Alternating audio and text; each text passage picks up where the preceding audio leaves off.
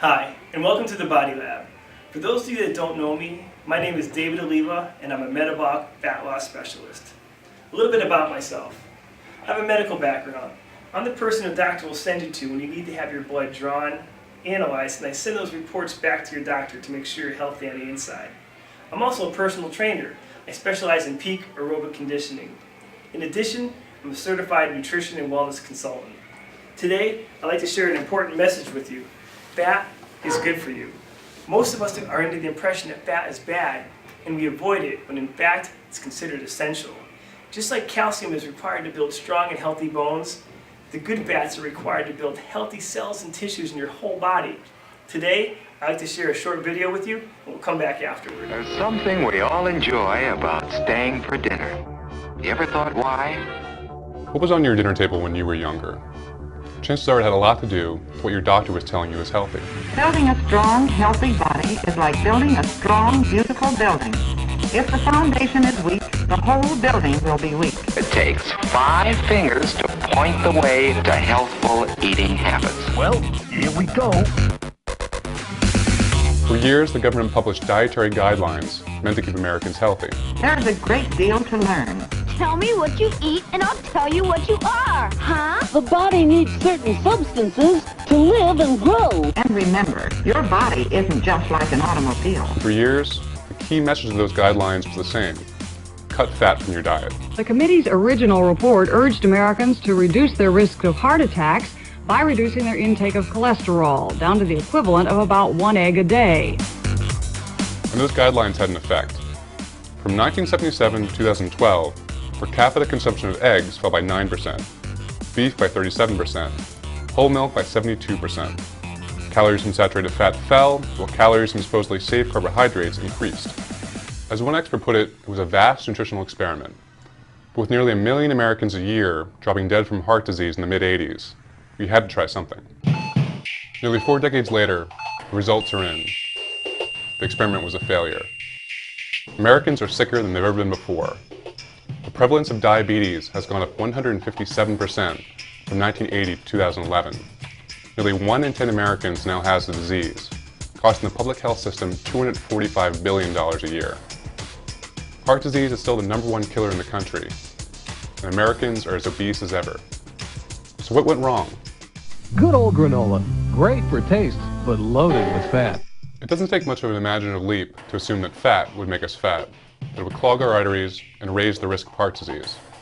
But it turns out that saturated fat is a lot more complicated than we think. Carbohydrates and fats are nutrients. Like, man, you need nutrients to live and grow. Researchers have long since discovered the kind of fats found in olives and in fish like salmon are actually heart protective.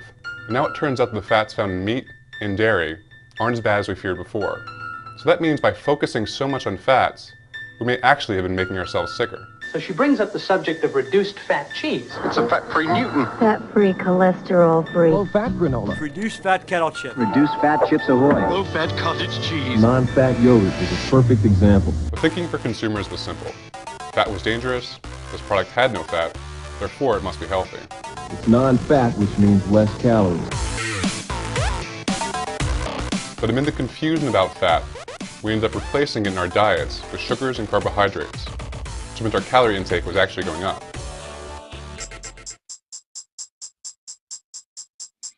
When carbs from things like corn and white bread are ingested into your body, they're converted into sugars.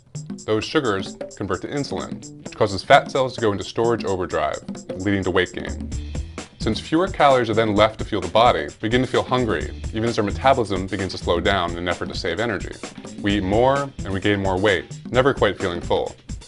As this process repeats, our cells become more resistant to insulin, which causes us to gain more weight, which only increases insulin resistance in a vicious circle.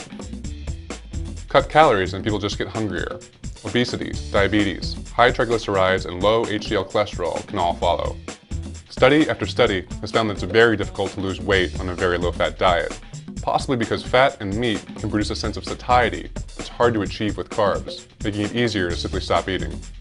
But it isn't just the increase in carbs that affects us. These processed, low-saturated fat alternatives come loaded with sugars, salt, preservatives, and even some unhealthy fats. So what's the real alternative? Welcome back. So what's the real alternative? The message is simple and clear.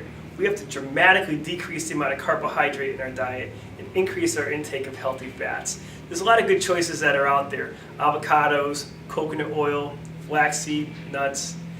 Even better, this one product, Liquid Gold, contains all the essential fatty acids our body requires. It's even a rich source of omega-3s.